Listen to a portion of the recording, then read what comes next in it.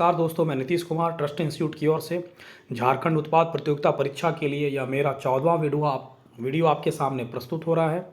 आज मैं ज्योग्राफी के अपवाद तंत्र से कुछ प्रश्न लेकर आया हूं। ये प्रश्न परीक्षा के लिए काफ़ी उपयोगी साबित होंगे और मैं आपका बहुमूल्य समय बर्बाद ना करते हुए सीधे प्रश्नों पर आ रहा हूं। तो मेरा पहला प्रश्न है कि भारत की सबसे बड़ी अपवाह द्रोणी किस नदी की है? सिंधु की, गंगा की, सतलज की या ब्रह्मपुत्र की? तो क्या होगा? भारत की सबसे बड़ी अपवाह द्रोणी किस नदी की है? तो इसका आंसर होगा एक का बी नंबर होगा, गंगा नदी की। भारत की सबसे बड़ी अपवाह द्रोणी गंगा नदी की है।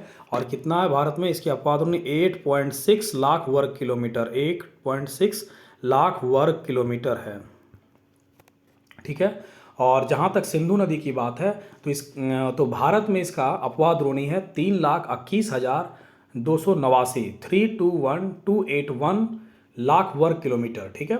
और यदि पूरे विश्व का देखा जाए, मतलब सिंधु नदी के पूरे भारत से बाहर भी देखा जाए तो 11,65,000 वर्ग किलोमीटर है। लेकिन यहाँ भारत वर्ड यूज किया है तो इसलिए आंसर क्या होगा? गंगा नदी।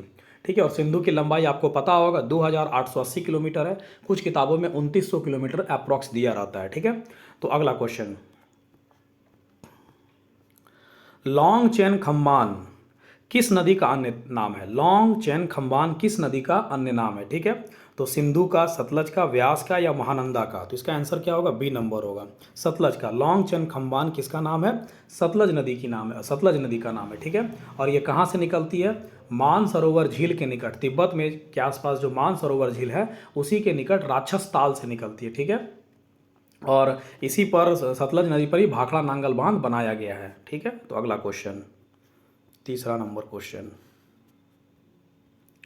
सिंगी खम्बान अथवा शेरेमुख किस नदी की संज्ञा है? सिंगी खम्बान अथवा शेरेमुख किस नदी की संज्ञा दी गई है? तो क्या होगा? सिंधु होगा, ब्रह्मपुत्र होगा, सतलज होगा या रामगंगा होगा? तो इसका आंसर क्या होगा? 3 का ए नंबर होगा, सिंधु नदी। सिंगी खम्बान अथवा शेरेमुख जो है वो सिंधु नदी का नाम है। ठीक है। और ये सिंधु नदी कहाँ से निकलती है? तिब्बत क्षेत्र में कैलाश पर्वत श्रेणी के आसपास मानसरोवर झील के जो पास है वहीं पर। और किस ग्लेशियर से निकलती है? तो चेमायुंगडुंग ग्लेशियर। किस ग्लेशियर से? चेमायुंगडुंग ग्लेशियर, चेमायुंगडुंग ग्लेशियर से निकलती है। ठीक है। और याद रखिएगा, चेमायुंगडुंग ग्लेशियर से सिंधु नदी तो निकलती ही है, ब्रह्मपुत्र नदी भी इसी ग्लेशियर से निकलती है। ठीक है। तो सिंगी खम्बान और शेरेमुख किस नदी की संज्ञा है? सिंधु नदी की। और किस ग्लेशियर से निकलती है? चेमायुंगडुंग ग्लेशियर। और ये ग्लेशियर कहाँ पर? तिब्बत क्षेत्र में कैलाश पर्वत श्रेणी के आसपास या मानसरोवर झील के आसपास है। ठीक है। तो 3 का ए नंबर होगा। 4 नंबर क्वेश्चन, रामगंगा किसके निकट गंगा में मिलती है? रामगंगा नदी किसके निकट गंगा में मिलती है? कन्नौज, छपरा, सोनपुर या मनेर? तो इसका आंसर क्या होगा? कन्नौज के निकट। 4 का ए नंबर होगा। रामगंगा जो है गंगा में मिल जाती है कहाँ? कन्नौज के निकट मिल जाती है। ठीक है। और ये कहाँ से निकलती है? गढ़वाल पहाड़ी से। रामगंगा कहाँ से निकलती है? गढ़वाल पहाड़ी से निकलती है। या यदि स्पेसिफिक जगह बोला जाए तो अल्मोड़ा में द्वारा हाट के पास, अल्मोड़ा में द्वारा हाट के पास से निकलती है। या पहाड़ी बोला जाए तो गढ़वाल पहाड़ी से निकलती है। ठीक है। तो 4 का ए नंबर होगा। अगला क्वेश्चन, राप्ती किसकी सहायक नदी है? राप्ती, यहाँ वर्ड राप्ती है, ताप्ती नहीं है। राप्ती किसकी सहायक नदी है? रामगंगा, घाघरा, सरयू या गंडक? ठीक है। तो इसका आंसर क्या होगा? घाघरा। 5 का बी नंबर होगा, घाघरा। राप्ती घाघरा नदी की सहायक नदी है। ठीक है। और घाघरा कहाँ से निकलती है? मापचा चुंगो हिमनद से। मापचा चुंगो, ये सब आपको 11 के एनसीईआरटी में मिल जाएगा। मापचा चुंगो हिमनद से निकलती है। ठीक है। और ये छपरा के पास गंगा में मिल जाती है, छपरा के पास गंगा में मिल जाती है। ठीक है। घाघरा, ठीक है, गंगा में कौन नदी? घाघरा नदी मिलती है। ठीक है। और राप्ती किसकी सहायक नदी हो गई? घाघरा की। ठीक है। और घाघरा किसकी सहायक नदी हो गई? गंगा की। ठीक है। और गंगा में घाघरा कहाँ मिलती है? छपरा के पास। और घाघरा नदी कहाँ से निकलती है? मापचा चुंगो हिमनद से। ठीक है। और घाघरा की यदि सहायक नदी बोला जाए तो शारदा है या सरयू या काली गंगा। एक ही नदी है, 3 नाम से जाना जाता है। शारदा बोलिए, चाहे सरयू बोलिए, चाहे काली गंगा बोलिए। ठीक है। अगला क्वेश्चन, 6 नंबर, हिंडन किसकी सहायक नदी है? यमुना की, चंबल की, सोन की या केन की? तो ठीक है, इसका आंसर क्या होगा? हिंडन यमुना की सहायक नदी है। 6 का ए नंबर होगा। अगला क्वेश्चन, 7 नंबर, क्षिप्रा किसकी सहायक नदी है? बेतवा की, केन की, बनास की या चंबल की? तो क्षिप्रा किसकी सहायक नदी है? चंबल की सहायक नदी। 7 का डी नंबर। और याद रखिएगा, उज्जैन जो है क्षिप्रा नदी के किनारे बसा हुआ, उज्जैन क्षिप्रा नदी के किनारे बसा हुआ। 7 का डी नंबर होगा। 8 नंबर क्वेश्चन,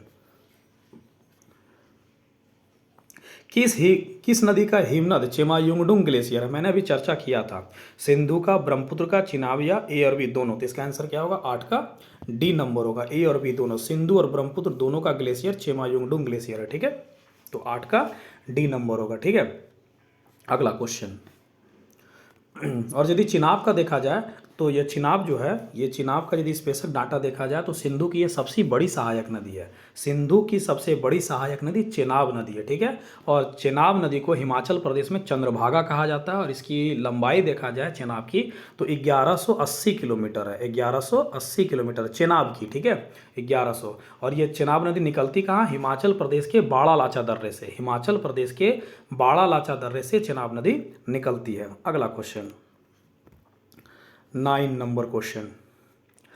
इनमें से कौन सी नदी अमरकंटक पहाड़ी से निकलती है? ठीक है, सोन नदी, नर्मदा नदी या ए बी दोनों या चंबल। तो इसका आंसर क्या होगा? सी नंबर होगा, ए और बी दोनों। अमरकंटक पहाड़ी से सोन नदी और नर्मदा दोनों निकलती है। नर्मदा आपका इधर, ठीक है, पश्चिम की ओर बह के खंभात की खाड़ी में गिर जाती है, अरब सागर में।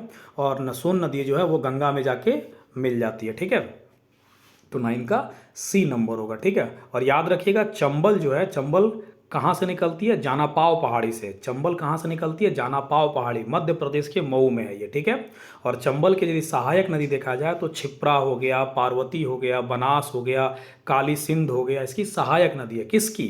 चंबल की। ठीक है, चंबल की सहायक नदी क्षिप्रा, पार्वती, बनास, काली सिंध। ठीक है, और निकलती कहाँ है? जानापाव पहाड़ी से। जानापाव पहाड़ी कहाँ है? मध्य प्रदेश के मऊ से। अगला क्वेश्चन, 10 नंबर।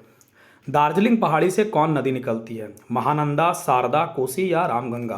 तो दार्जिलिंग पहाड़ी से महानंदा निकलती है। 10 का ए नंबर होगा, 10 का ए नंबर। ठीक है, और याद रखिएगा महानंदा जो है वो पश्चिम बंगाल में गंगा के बाएं तट पर मिलने वाली सबसे अंतिम नदी है। पश्चिम बंगाल में गंगा के बाएं तट से मिलने वाली सबसे अंतिम नदी है कौन? महानंदा। और कहाँ से निकलती है? दार्जिलिंग पहाड़ी से निकलती है। यदि शारदा या सरयू का बात करें या काली गंगा का बात करें तो ये कहाँ से निकलती है? नेपाल हिमालय में। और यदि नेपाल हिमालय से निकलती है, ठीक है, कौन? शारदा या सरयू। यदि हिमनद बोला जाए तो मिलाम हिमनद से। शारदा किस नदी, किस हिमनद से निकलती है? मिलाम हिमनद से। ठीक है, और याद रखिएगा शारदा या सरयू को नेपाल हिमालय में गौरी गंगा कहा जाता है। शारदा या सरयू को नेपाल हिमालय में क्या कहा जाता है? गौरी गंगा। ठीक है, और शारदा या सरयू जो है भारत नेपाल सीमा के पास इसे काली या चाइक भी कहा जाता है। भारत नेपाल सीमा के पास जब ये बहती है तो इसे काली या चाइक कहा जाता है। किसको? शारदा या सरयू को। इसका मतलब है, ठीक है। अब यदि कोसी का लिया जाए तो कोसी कहाँ से निकलती है? गोसाई धान से निकलती है। गोसाई धान शिखर से। ये कहाँ पर शिखर है? नेपाल में। कोसी कहाँ से निकलती है? गोसाई धान शिखर से, नेपाल से। क्षेत्र बोला जाए तो सप्तकोशी क्षेत्र। ठीक है, और कोसी की मुख्य धारा है अरुण। कोसी की मुख्य धारा है अरुण। ठीक है, यदि रामगंगा की बात करें तो यह गरसेन के निकट गढ़वाल पहाड़ी से निकलती है। रामगंगा कहाँ से निकलती है? गरसेन के निकट गढ़वाल पहाड़ी से। ये गढ़वाल पहाड़ी कहाँ है? नैनीताल के समीप है। ठीक है, और यह भी इसके पहले वाले प्रश्न में हमने चर्चा किया था कि रामगंगा कहाँ मिल जाती है, तो कन्नौज के निकट गंगा में मिल जाती है। ठीक है, तो अगला क्वेश्चन, ये काफ़ी इंपॉर्टेंट सेक्शन है, यहाँ से काफ़ी प्रश्न बनते हैं। ठीक है, और सारे प्रश्न एनसीईआरटी से निकाले गए हैं। ठीक है, अगला क्वेश्चन, बनास, पार्वती, काली सिंध। बनास, पार्वती, काली सिंध किसकी सहायक नदी है? ठीक है, तो चंबल की है, यमुना की है, गंडक की है या घाघरा की है? तो 11 का आंसर क्या होगा? ए नंबर, चंबल की। बनास, पार्वती, काली सिंध किसकी सहायक नदी है? चंबल की। ठीक है, ठीक है, अगला क्वेश्चन, यदि थोड़ा सा चर्चा किया जाए यमुना का, तो यमुना की सहायक नदी हो गई चंबल, टोंस, बेतवा, सिंध या केन। ठीक है, यमुना की यदि सहायक नदी की चर्चा कर लें तो क्या होगा? चंबल इसकी सहायक नदी हो जाएगी। ठीक है, टोंस हो जाएगी, बेतवा हो जाएगी, सिंध हो जाएगी और केन। ठीक है, गंडक जो नदी है वो काली गंडक और त्रिशूल गंगा से मिलकर बनी है। गंडक नदी काली गंडक और त्रिशूल गंगा से मिलकर गंडक नदी बनी है। और निकलती कहाँ से है? नेपाल हिमालय से निकलती है। और किस दो श्रेणियों के बीच बहती है ये? धौलागिरी और माउंट एवरेस्ट के बीच से होकर बहती है। कौन? गंडक। कौन नदी? गंडक नदी जो है धौलागिरी और माउंट एवरेस्ट के बीच से होकर बहती है। और कहाँ से निकलती है? नेपाल हिमालय से। ठीक है। घाघरा के बारे में आप चर्चा हो चुका था कि मापचा चुंगो हिमनद से निकलती है। ठीक है। और इसकी सहायक नदी होगी शारदा या सरयू। और याद रखिए कि घाघरा के जो है नदी है वो शीश पानी में एक महाखड्ड का निर्माण करती है। महाखड्ड मतलब गॉर्ज, भी आकार की नदी घाटी को गॉर्ज कहा जाता है। ठीक है। शीश पानी में घाघरा नदी एक महाखड्ड का निर्माण करती है। तो यहाँ ठीक है, तो बनास, पार्वती, काली सिंध किसकी सहायक नदी है? चंबल की। ठीक है। और यमुना की सहायक नदी कौन कोई हुई? चंबल, टोंस, बेतवा, सिंध, केन। ठीक है। और गंडक किससे मिलकर बनी है? काली गंडक और त्रिशूल गंगा से मिलकर बनी है। निकलती कहाँ से? नेपाल हिमालय से। किन दो श्रेणियों के बीच बहती है? तो धौलागिरी और माउंट एवरेस्ट के बीच। और घाघरा कहाँ से निकलती है? तो मापचा चुंगो हिमनद से निकलती है। और इसकी सहायक नदी हो गई शारदा या सरयू। और शीश पानी में यह महाखड्ड का निर्माण करती है। अगला क्वेश्चन, थोड़ा रिवीजन, ये सेक्शन थोड़ा करना जरूरी है क्योंकि ये आदमी भूल जाता है। ठीक है। कौन सी नदी पश्चिम बंगाल में गंगा के बाएं तट पर मिलने वाली अंतिम सहायक नदी है? पश्चिम बंगाल में गंगा के बाएं तट पर मिलने वाली अंतिम सहायक नदी है। ठीक है। तो क्या होगा? महानंदा होगा। ठीक है। 12 का ए नंबर, अभी जस्ट इसकी चर्चा की थी। ठीक है। कौन सी नदी पश्चिम बंगाल में गंगा के बाएं तट पर मिलने वाली अंतिम सहायक नदी है? तो महानंदा। अगला क्वेश्चन 13 नंबर, कोसी की प्रमुख धारा कौन है? सोन कोसी, तुमुर कोसी, सप्त कोसी या अरुण? तो इसका आंसर क्या होगा? डी नंबर होगा, अरुण। ठीक है। कोसी की प्रमुख धारा हो गई अरुण। ठीक है। तो याद रखिएगा, सोन कोसी, तुमुर कोसी इसकी सहायक नदी है। सोन कोसी, तुमुर कोसी, अरुण मिलकर क्या बनाती है? सप्त कोसी बनाती है। सोन कोसी, तुमुर कोसी और अरुण मिलकर बनाती है क्या है? सप्त कोसी। ठीक है। सारे एनसीईआरटी में लिखे हुए हैं, आप थोड़ा सा गौर से पढ़िएगा तो मिल जाएगा। 14 नंबर क्वेश्चन, हिमालय के बंदरपूछ श्रेणी में कौन सी नदी निकलती है? हिमालय के बंदरपूछ श्रेणी से कौन सी नदी निकलती है? ठीक है। तो इसका आंसर क्या होगा? 14 का सी नंबर, यमुना नदी निकलती है। हिमालय के बंदरपूछ श्रेणी से यमुना नदी निकलती है। ठीक है। और ये आप ही जिसका चर्चा हुआ था, गंगा की सबसे ये पश्चिमी सहायक नदी है, गंगा की सबसे लंबी सहायक नदी है। और कहाँ से निकलती है? बंदरपूछ श्रेणी। यदि हिमनद बोला जाए तो यमुनोत्री हिमनद से। मिलती कहाँ है? ये प्रयाग में गंगा नदी से मिल जाती है। ठीक है। और इसकी चर्चा अभी हुई थी, सिंध, बेतवा ये सब इसकी सहायक नदी है। चंबल, ठीक है, हिंडन, रिंद, सेंगर, वरुणा इसके सब सहायक नदी है। किसकी? यमुना की। ठीक है। अगला क्वेश्चन,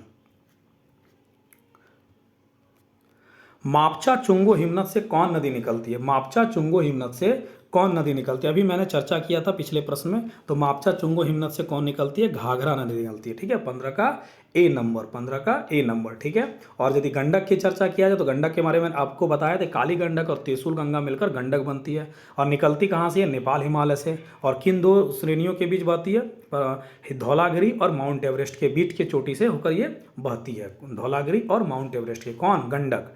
ठीक है। शारदा के बारे में भी चर्चा हुआ था। शारदा कहाँ से निकलती है? नेपाल हिमालय में, नेपाल हिमालय से निकलती है। मिलाम हिमनद से निकलती है। शारदा जो है वो नेपाल हिमालय में से निकलती है, मिलाम हिमनद से निकलती है। और नेपाल हिमालय में शारदा को गौरी गंगा कहा जाता है। ठीक है। और भारत और नेपाल सीमा के पास शारदा को क्या कहा जाता है? काली या चाइक कहा जाता है। काली या चाइक कहा जाता है। ठीक है।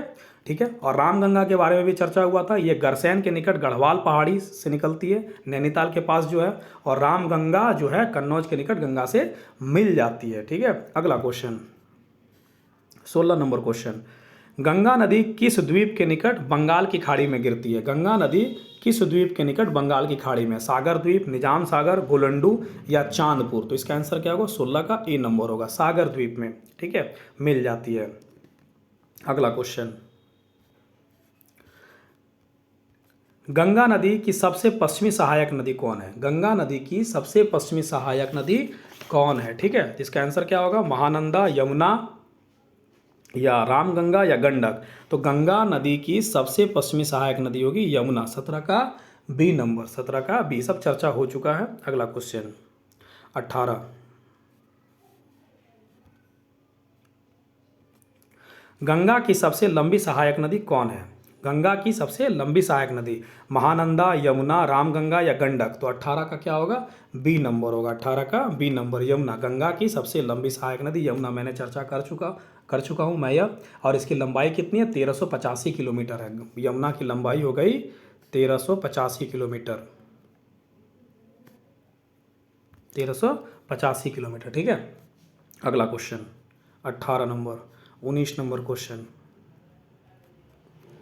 ठीक है, अलकनंदा किसकी सहायक नदी है? अलकनंदा की सहायक नदी कौन है? अलकनंदा की सहायक नदी कौन है? पिंडार, मंदाकिनी, कालीगंगा या उपरोक्त में सभी? तो इसका आंसर क्या होगा? 19 का डी नंबर होगा। अलकनंदा की सहायक नदी पिंडार भी है, मंदाकिनी भी है और कालीगंगा। याद रखिएगा, मंदाकिनी को ही कालीगंगा कहा जाता है। ठीक है, तो 19 का आंसर क्या होगा? डी नंबर होगा। और याद रखिएगा, धौली और विष्णु गंगा मिलकर ही क्या बनाई है? अलकनंदा कहलाती है। ठीक है, धौली और विष्णु गंगा। ठीक है, सतोपथ हिमानी से निकलती है। और ये धौली और विष्णु गंगा कहाँ मिलती है? विष्णु प्रयाग या जोशीमठ में मिलती है। विष्णु प्रयाग या जोशीमठ में। धौली या विष्णु गंगा कहाँ मिलती है? जोशीमठ या विष्णु प्रयाग में। और यही मिलकर क्या बनती है? अलकनंदा। ठीक है, और ये अलकनंदा कहाँ से निकलती है? सतोपथ हिमानी से। ठीक है, और अलकनंदा और पिंडार कहाँ मिलती है? कर्णप्रयाग में। अलकनंदा और पिंडार नदी जो है कहाँ मिलती है? कर्णप्रयाग में। फिर अलकनंदा और मंदाकिनी, जिसे कालीगंगा भी कहा जाता है, ठीक है, ये कहाँ मिलती है? रुद्रप्रयाग में। अलकनंदा और मंदाकिनी कहाँ मिलती है? रुद्रप्रयाग में। और अलकनंदा और भागीरथी कहाँ मिलती है? देवप्रयाग में। ये काफ़ी कन्फ्यूजन है, लेकिन याद रखना पड़ेगा, ये एग्जाम में आता है। अगला क्वेश्चन 20 नंबर, गंगा नदी कहाँ से मैदानी भाग में प्रवेश करती है? हरिद्वार, रुद्रप्रयाग, कर्णप्रयाग या विष्णुप्रयाग? तो 20 का ए नंबर होगा। 20 का ए नंबर होगा, हरिद्वार में। ठीक है, अगला क्वेश्चन,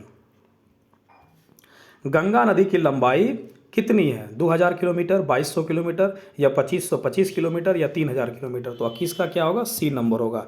9 क्लास के एनसीईआरटी में 2500 किलोमीटर दिया हुआ है। ठीक है, 9 क्लास के एनसीईआरटी में 2500 दिया है, जबकि ये 9 क्लास के एनसीईआरटी में दिया हुआ है। और जबकि 11 क्लास के एनसीईआरटी यदि देखिएगा तो वहाँ 2525 किलोमीटर दिया गया है। ठीक है, अगला question 22 number question, Kaliganga Alaknanda से कहाँ मिलती है? देखिए, कालीगंगा मैंने यूज किया। कालीगंगा कौन हो गई? मंदाकिनी हो गई। ठीक है, तो अलकनंदा से कहाँ मिलती है? मंदाकिनी, तो रुद्रप्रयाग में। रुद्रप्रयाग। 22 का आंसर क्या होगा? B number. 22 का बी नंबर, रुद्रप्रयाग में। कालीगंगा अलकनंदा से या मंदाकिनी अलकनंदा से कहाँ मिलती है? तो रुद्रप्रयाग में। 22 का बी नंबर। अगला क्वेश्चन 23 नंबर क्वेश्चन, अलकनंदा कहाँ से निकलती है? सतोपथ हिमानी से, पिंडार हिमनद से, गंगोत्री हिमनद से या मिलाम हिमनद से? ठीक है, तो अलकनंदा कहाँ से निकलती है? तो सतोपथ हिमानी से। मैंने इस सब का चर्चा कर चुके हैं। पिंडार हिमनद से पिंडार नदी निकलती है, गंगोत्री से गंगा निकलती है। ठीक है, तो अलकनंदा कहाँ से निकलती है? सतोपथ। मैंने अभी अब चर्चा भी किया था कि धौली और विष्णु गंगा जो है सतोपथ हिमानी से दो धारा निकलती है और जो दोनों मिलकर अलकनंदा बनती है। ठीक है, कहाँ दोनों मिलती है? तो विष्णु प्रयाग या जोशीमठ में। ठीक है, अगला क्वेश्चन, अलकनंदा और भागीरथी कहाँ मिलती है? ठीक है, ये कई बार क्वेश्चन आ चुका है। तो देवप्रयाग में मिलती है कि कर्णप्रयाग में या रुद्रप्रयाग में या विष्णुप्रयाग में? तो इसकी चर्चा हो चुकी है। अलकनंदा और भागीरथी कहाँ मिलती है? देवप्रयाग में। 24 का ए नंबर होगा। ठीक है, अगला क्वेश्चन 25 नंबर क्वेश्चन, गंगा नदी तंत्र की मुख्य धारा कौन है? अलकनंदा, भागीरथी, मंदाकिनी या पिंडार? तो गंगा नदी तंत्र की मुख्य धारा हो गई भागीरथी। 25 का बी नंबर। ठीक है, 25 का बी, क्लास 9 में दिया हुआ है। अगला क्वेश्चन 26 नंबर क्वेश्चन, यहाँ से, ठीक है, ये 11 के एनसीईआरटी से मैं लिया हूँ। निश्चित वाहिकाओं के माध्यम से हो रहे जल प्रवाह को क्या कहा जाता है? बॉक्स आइटम में दिया हुआ है। ठीक है, निश्चित वाहिकाओं के माध्यम से हो रहे जल प्रवाह को क्या कहा जाता है? जल ग्रहण क्षेत्र, अपवाह तंत्र या जल विभाजक? तो क्या होगा? 26 का ए नंबर हो, 26 का बी नंबर होगा। ठीक है, 26 का बी नंबर, अपवाह कहा जाता है। निश्चित वाहिकाओं के माध्यम से हो रहे जल प्रवाह को अपवाह कहा जाता है। ठीक है, ठीक है, अगला क्वेश्चन 27 नंबर क्वेश्चन, एक नदी विशिष्ट क्षेत्र से अपना जल बहा कर लाती है। एक नदी, एक सिंगल नदी, ठीक है, जो अपना विशिष्ट क्षेत्र से अपना जल बहा कर लाती है, उस क्षेत्र को क्या कहा जाता है? ठीक है, जल ग्रहण क्षेत्र, अपवाह द्रोणी या जल विभाजक? तो इसका आंसर क्या होगा? 27 का ए नंबर होगा। 27 का ए, जल ग्रहण क्षेत्र कहलाती है। एक नदी जो विशिष्ट क्षेत्र से अपना जल बहा कर लाती है वो जल ग्रहण क्षेत्र कहलाता है। 27 का ए नंबर। 28 नंबर क्वेश्चन, एक नदी और उसकी सहायक नदी, एक नदी और उसकी सहायक नदी द्वारा अपवाहित क्षेत्र, एक नदी और उसकी सहायक नदी से जो अपवाहित क्षेत्र होता है वो मिलकर क्या कहलाता है? जल ग्रहण क्षेत्र, अपवाह द्रोणी, अपवाह या जल विभाजक, ठीक है। तो 28 का आंसर क्या होगा, अपवाह द्रोणी हो जाएगा, ठीक है। क्या कहलाएगा, अपवाह द्रोणी। एक नदी और उसकी सहायक नदी मिलकर क्या बना लेती है, अपवाह द्रोणी। सारे 11 के एनसीईआरटी में दिए हुए हैं, ठीक है, पहले 2 पेज के अंदर ही है। 28 का बी नंबर। अगला क्वेश्चन 29 नंबर, वह उच्च भूमि जो 2 पड़ोसी अपवाह द्रोणी को एक दूसरे से अलग करता है क्या कहलाता है। वह उच्च भूमि जो 2 पड़ोसी अपवाह द्रोणी, मान लीजिए एक अपवाह द्रोणी इधर का है और एक अपवाह द्रोणी है, तो बीच का जो ऊंचाई वाला स्थान है, ठीक है, इसको क्या कहा जाता है, जो 2 अपवाह द्रोणी को अलग करता है। जल ग्रहण क्षेत्र, अपवाह द्रोणी, अपवाह या जल विभाजक। तो 29 का आंसर होगा डी नंबर। 29 का डी नंबर। 30 नंबर, सिंधु जल समझौता कब हुआ था। 1950 ईस्वी, 1955 ईस्वी, 1960 ईस्वी, ठीक है, 1965 ईस्वी। तो 30 का क्या होगा, सी नंबर होगा। 30 का सी। सिंधु जल समझौता जो है 1960 ईस्वी में हुआ है।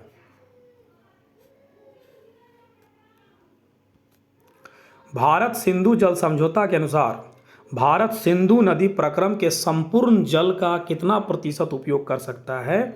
भारत जो है सिंधु जल समझौता 1960 में हुआ है, तो सिंधु नदी प्रक्रम, ठीक है, सिंधु और उसकी सहायक नदी जो है, ठीक है, उसके संपूर्ण जल का कितना प्रतिशत उपयोग कर सकता है। 20%, 30%, 40% या 50%। तो 31 का ए नंबर होगा, 20%, ठीक है। ये क्लास 9 के एनसीईआरटी में दिया हुआ है बॉक्स आइटम में, ठीक है। 31 का ए नंबर।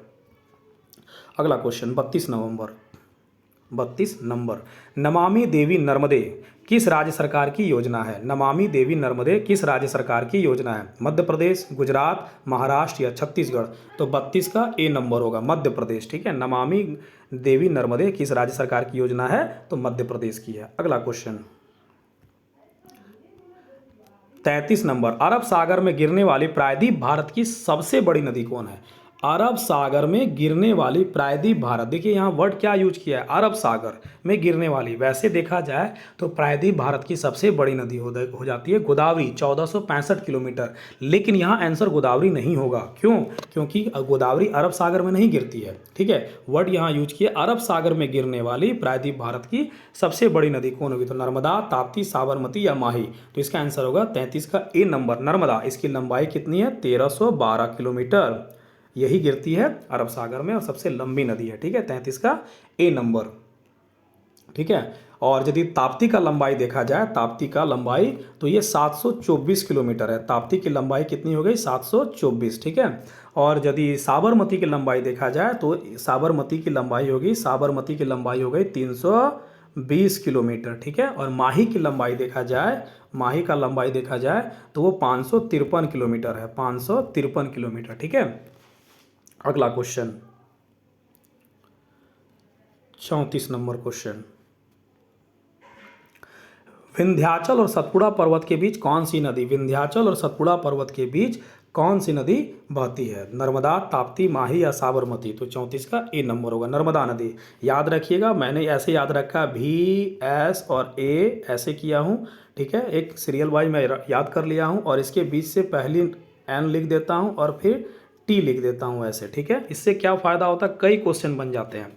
भी से हो गया विंध्याचल, एस से हो गया सतपुड़ा, इन दोनों के बीच नर्मदा नदी बही, सतपुड़ा और अजंता के बीच ताप्ती नदी बही। अब यदि पूछ लिया जाए कि नर्मदा नदी किन के बीच बहती है, तो भी ऐसे मैंने विंध्य और सतपुड़ा के बीच। यदि ताप्ती किसके बीच होते, सतपुड़ा और अजंता के बीच। तो ठीक है, मैं याद रखा। और दोनों ही नदी कहाँ गिरती है, खंबात की खाड़ी में, ठीक है। तो 34 का। अगला क्वेश्चन, नर्मदा नदी कौन सी जलप्रपात बनाती है। नर्मदा नदी कौन सी जलप्रपात बनाती है, ठीक है। कपिला धारा, धुआंधार, शिव समुद्रम या ए और बी दोनों, ठीक है। तो याद रखिएगा, इसका आंसर होगा डी, कपिला धारा और धुआंधार, ठीक है, एक ही नाम है। कपिला धारा बोला जाए या धुआंधार, ठीक है, एक ही नाम है, ठीक है। तो ये नर्मदा नदी बनाती है, ठीक है। 35 का डी नंबर होगा, ठीक है।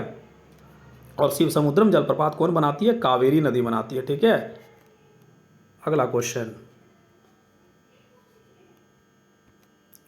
प्रायद्वीप भारत की सबसे लंबी नदी कौन है। प्रायद्वीप भारत, देखिए क्वेश्चन का आंसर यहाँ चेंज हो जाएगा, यहाँ कहीं पर अरब सागर वर्ड यूज नहीं किया है। प्रायद्वीप भारत की सबसे लंबी नदी कौन है, नर्मदा, गोदावरी, कृष्णा या कावेरी। तो 36 का क्या आंसर होगा, बी नंबर, गोदावरी। इसकी लंबाई कितनी है, 1465 किलोमीटर, मैंने बताया भी था। और कृष्णा की लंबाई कितनी है, 1400 किलोमीटर है। ठीक है। और कावेरी की लंबाई कितनी है, 805 किलोमीटर है, ठीक है, 805 किलोमीटर है। और नर्मदा की मैंने चर्चा की है 1312, ठीक है। अगला क्वेश्चन 37 नंबर क्वेश्चन, नर्मदा नदी की लंबाई कितनी है, 1312 किलोमीटर या 1300 किलोमीटर या 1213 किलोमीटर या 1350 किलोमीटर। तो 37 का ए नंबर होगा, ठीक है, 37 का ए नंबर। अगला क्वेश्चन, धुआंधार जलप्रपात नर्मदा नदी किसके निकट बनाती है, किसके निकट बनाती है, जबलपुर के निकट, इंदौर के निकट या पन्ना के निकट या उज्जैन के निकट। तो ठीक है, वो धुआंधार जलप्रपात बोला जाए या कपिलाधारा जलप्रपात बोला जाए, ये सब बनाती है का नर्मदा। नर्मदा नदी कहाँ बनाती है, जबलपुर के निकट बनाती है, 38 का ए नंबर। अगला क्वेश्चन 39, इनमें से कौन सी नदी भ्रंश घाटी से होकर बहती है, नर्मदा, ताप्ती, तापी, उपरोक्त में सभी। तो इसका आंसर होगा उपरोक्त में सभी। ताप्ती को ही तापी कहा जाता है, ठीक है, ताप्ती का ही दूसरा नाम तापी है। तो दोनों जो है वो भ्रंश घाटी से होकर बहती है, ठीक है। अगला क्वेश्चन 40 नंबर क्वेश्चन, इनमें से कौन नर्मदा की सहायक नदी है, तवा, कोनार, दूधी, शक्कर, हिरन, माचक, उपरोक्त में सभी। तो नर्मदा की सभी सहायक नदी है ये सब। तवा भी है नर्मदा की सहायक नदी, कोनार भी है, दूधी भी है, शक्कर भी है, हिरन भी है, माचक भी है, ठीक है, ये सब सब नर्मदा की सहायक नदी है। 41 नंबर क्वेश्चन, सतपुड़ा और अजंता के बीच कौन सी नदी बहती है, सतपुड़ा और अजंता के बीच मैंने अभी आपको बताया था भी ऐसे करके, ठीक है, भी एस और ए, इधर से नर्मदा नदी और इधर से ताप्ती नदी। अब देखिए सतपुड़ा और अजंता के बीच क्या हो गया, सतपुड़ा और अजंता के बीच ताप्ती नदी हो जाएगा। तो 41 का आंसर क्या होगा, बी नंबर होगा, ठीक है। अगला क्वेश्चन 42 नंबर, पूर्णा किसकी सहायक नदी है, ठीक है, पूर्णा किसकी सहायक नदी, कृष्णा, कावेरी, ताप्ती या नर्मदा, ठीक है। तो इसका आंसर क्या होगा, सी नंबर, ताप्ती की सहायक नदी है। पूर्णा किसकी सहायक नदी है, ताप्ती की। अगला क्वेश्चन 43 नंबर क्वेश्चन, खंभात की खाड़ी में गिरने वाली नदी कौन नहीं है, कौन नहीं है खंभात की खाड़ी में। तो नर्मदा, साबरमती, ताप्ती, लूनी या माही, ठीक है। तो नर्मदा खंभात की खाड़ी में गिरती है, साबरमती भी खंभात की खाड़ी में गिरती है, ताप्ती भी खंभात की खाड़ी में गिरती है, माही भी खंभात की खाड़ी में गिरती है। लूनी नदी जो है वो कच्छ के रन में विलीन हो जाती है, कच्छ के रन में, ये सागर तक नहीं पहुंच पाती है, कच्छ के रन में विलीन हो जाती है। तो 43 का क्या होगा, सी नंबर आंसर होगा, लूनी। खंभात की खाड़ी में गिरने वाली नदी कौन नहीं है, लूनी, ठीक है। अगला क्वेश्चन 44 नंबर, काकरा पार और उकाई परियोजना दोनों अलग अलग है, ठीक है। काकरा पार और उकाई परियोजना किस नदी पर संचालित है, नर्मदा, ताप्ती, कृष्णा या कावेरी, ठीक है। तो इसका आंसर क्या होगा, ताप्ती नदी पर। काकरा पार या उकाई परियोजना, काकरा पार और उकाई परियोजना किस नदी पर है, ताप्ती नदी पर है, ठीक है। 44 का बी नंबर। 45 नंबर, सूरत नगर किस नदी के तट पर बसा हुआ है, नर्मदा, ताप्ती, माही या साबरमती। तो 45 का बी नंबर, ताप्ती नदी के किनारे सूरत नगर जो है वो ताप्ती नदी के किनारे बसा हुआ है। अगला क्वेश्चन 46 नंबर,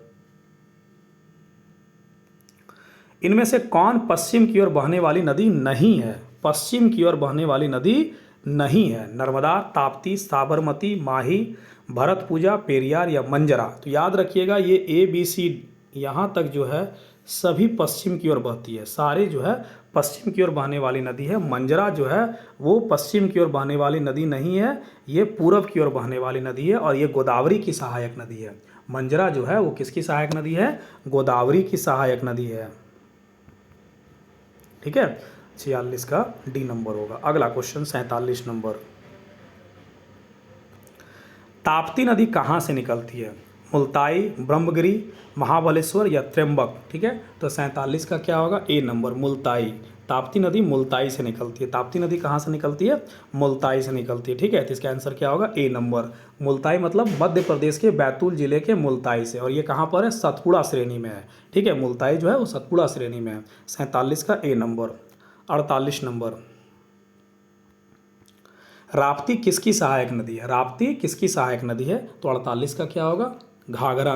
राप्ती किसकी सहायक नदी है, घाघरा की सहायक नदी है, ठीक है। और ये घाघरा कहाँ से निकलती है? मापचा चुंगो हिमनद, चर्चा हुआ था अभी, मापचा चुंगो हिमनद से घाघरा निकलती है। ठीक है, अगला क्वेश्चन 49 नंबर,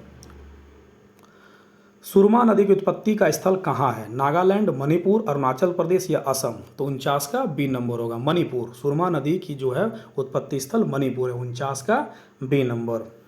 50 नंबर, नाग पर्वत से कौन सी नदी निकलती है? साबरमती, लूनी, माही या घग्गर? तो नाग पर्वत से निकलती है लूनी पर्वत। ठीक है, लूनी नदी निकलती है। अरावली श्रेणी के नाग पर्वत से लूनी नदी निकलती है और इसकी लंबाई मैंने चर्चा किया था 320 किलोमीटर है। ठीक है, और ये ठीक है 320 किलोमीटर है और कच्छ के रण में ये विलीन हो जाती है। ठीक है, अगला। ठीक है, तो दोस्तों मेरे चैनल को सब्सक्राइब करें और लोगों तक फैलाएं। धन्यवाद।